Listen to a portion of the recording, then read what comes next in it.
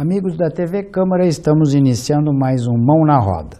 Esta semana, como convidadas, melhor dizendo, temos duas psicólogas do Judiciário de Tupã, com assuntos bem interessantes para nós conversarmos. São elas a doutora Marta Soares Cirne Toledo e a doutora Carolina Castro Pavão.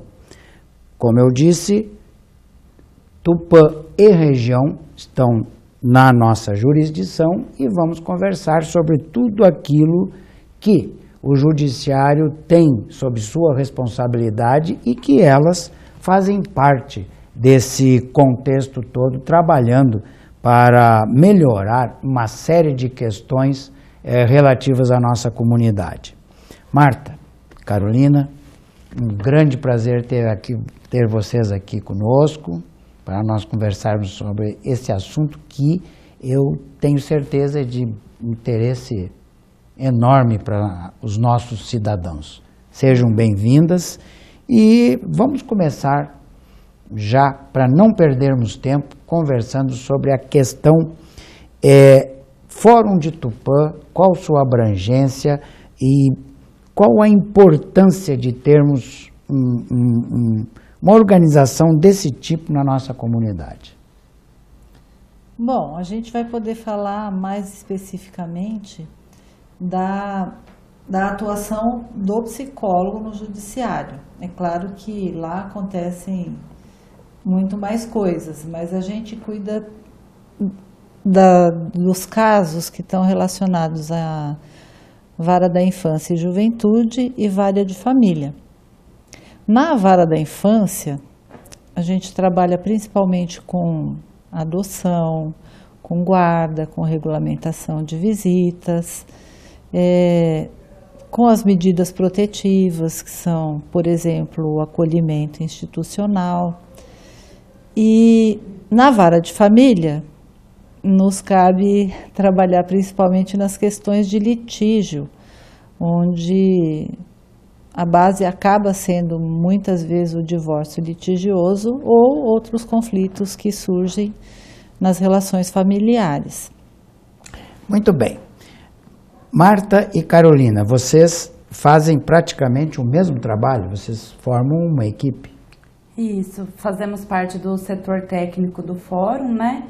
Que o setor técnico é composto pelas assistentes sociais e pelas psicólogas, que normalmente trabalham, né, nos mesmos casos em equipe. Uhum. Né? Hoje em dia a equipe multidisciplinar, como nós falamos, é muito importante.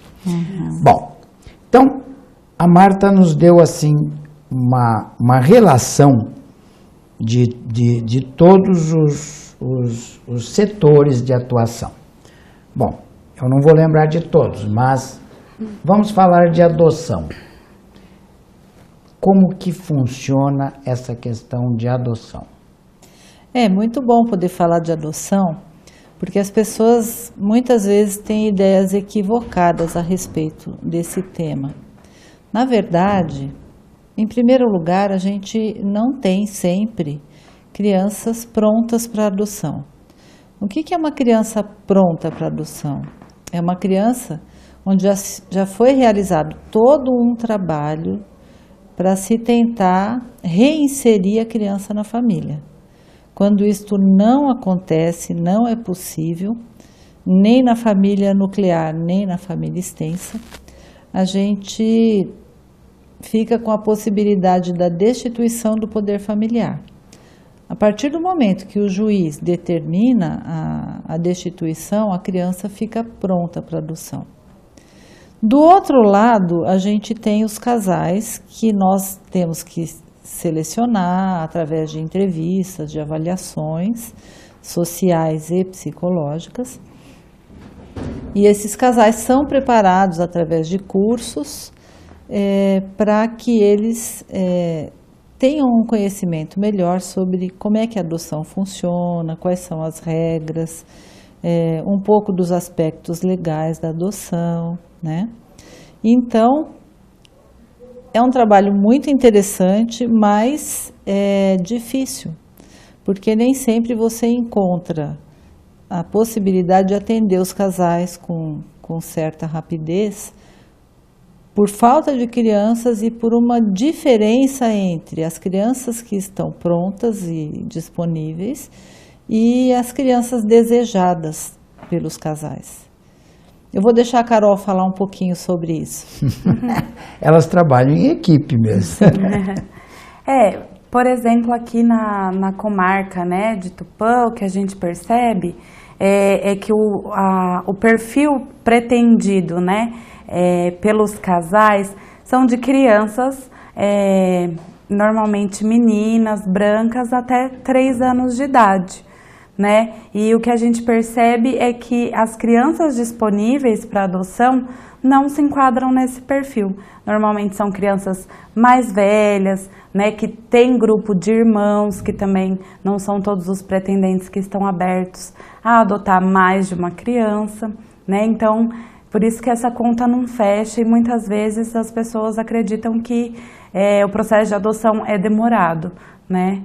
Mas acaba sendo demorado mesmo até que a criança passe por todo esse processo, até que os casais avaliados sejam inseridos no Cadastro Nacional de Adoção, é demorado mesmo, né?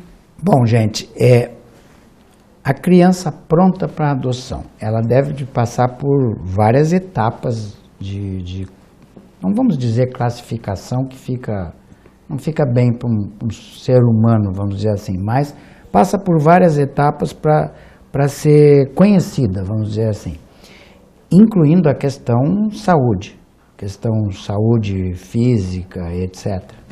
Acho que eu estou entendendo a sua pergunta. Na verdade, assim, os pais pretendentes, eles costumam especificar quais são as questões, as características que eles aceitam na criança e na sua história e quais eles não aceitam.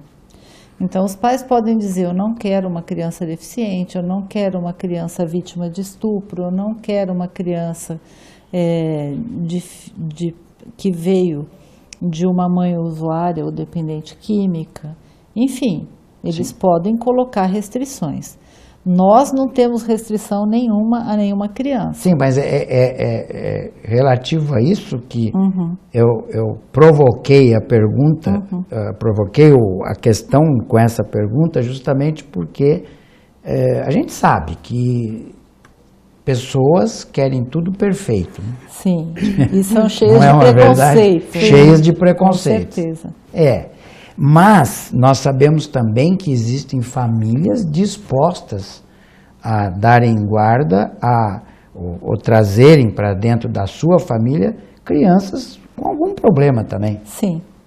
É menos comum, devemos confessar isso, mas existe sim. E também existem casais que nos surpreendem, porque eles têm lá na planilha especificado que eles querem uma criança ou 2 crianças e de repente a gente tem para oferecer um grupo de irmãos de 3, de 4 e há casais que encaram, né, e que adotam sim, e adotam com sucesso. São muito disponíveis. Né? E aí na esteira disso, Marta e Carolina, a gente sabe que uma questão vamos falar abertamente aqui, a gente sabe que uma das questões que às vezes travam ou diminuem o número de pretendentes a adotarem é a questão de às vezes os adotados criarem problemas na família, por este ou aquele, e geralmente são associados justamente a isso que você falou. São oriundos de famílias desestruturadas, ex-usuários, etc. Mas, na experiência da gente, não sei se eu posso dizer que eu esteja certo, o meio em que essas crianças são inseridas também é muito importante.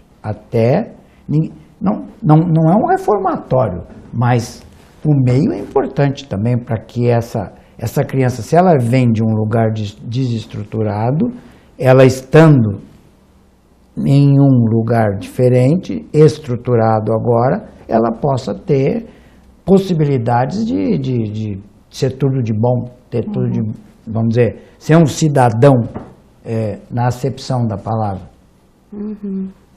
Carolina. Normalmente é um processo que não é fácil, né, o da adoção, essa adaptação da criança a esse novo lar, a essa nova família, né, é um processo que também a gente faz esse acompanhamento, a gente chama esse período de estágio de convivência, né, justamente para poder dar esse apoio, esse suporte para os pais nas dificuldades e avaliar, né, como que essa criança está se desenvolvendo, se ela está se adaptando bem e tentando adequar, né, as necessidades dessa criança às possibilidades desses pais, né. Mas é comum mesmo que as crianças acabem muitas vezes dando um pouco de trabalho, porque assim na psicologia até assim a gente fala bastante disso com os pais normalmente também. Porque a criança ela vai testar esse ambiente, esse amor, né? Porque ela foi acostumada a viver numa casa onde os pais não tinham condições de exercer essa paternidade de uma maneira suficiente, né? E aí essas crianças vão testando esses novos pais. O que é próprio o da amor, criança. O que é próprio da criança. Correto, Marta? Mais alguma coisa? Sim, e saber lidar com isso não é tão simples. Sim. Aí o nosso trabalho também é de orientar, de encaminhar.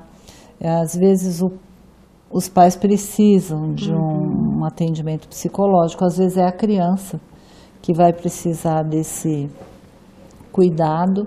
Então, é muito complexo, mas se a gente fizer com muito cuidado, a chance de dar certo aumenta.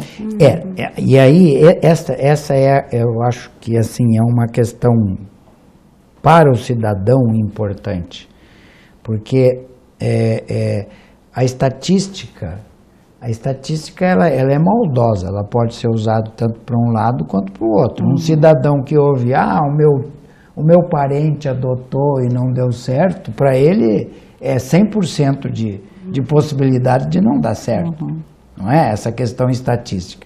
Então, eu acho muito importante o que você acaba de dizer, se for feito tudo com cuidado, com carinho, com amor, com vontade e responsabilidade, a chance de dar certo essa adoção, e inclusive não só para os pais, para os novos pais, mas muito importante para a criança que está sendo adotada.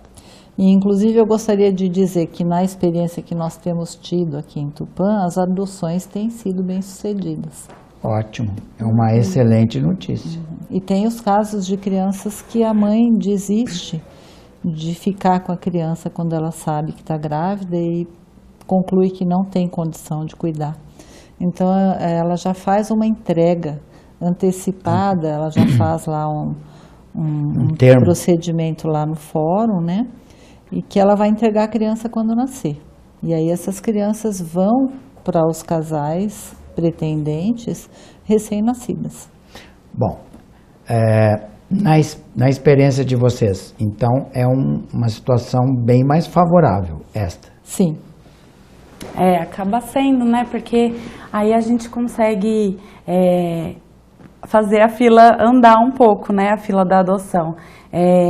Porque normalmente os casais, eles esperam por crianças menores, né? E aí quando a mãe faz essa entrega voluntária, que a gente chama, acaba facilitando todo esse processo, porque a criança não precisa passar pela destituição do poder familiar, ou ela também não passa por essas tentativas de reinserção na família biológica, né? Então facilita bastante, né? Não fica tão demorado quanto os outros processos de adoção, né? Muito bom.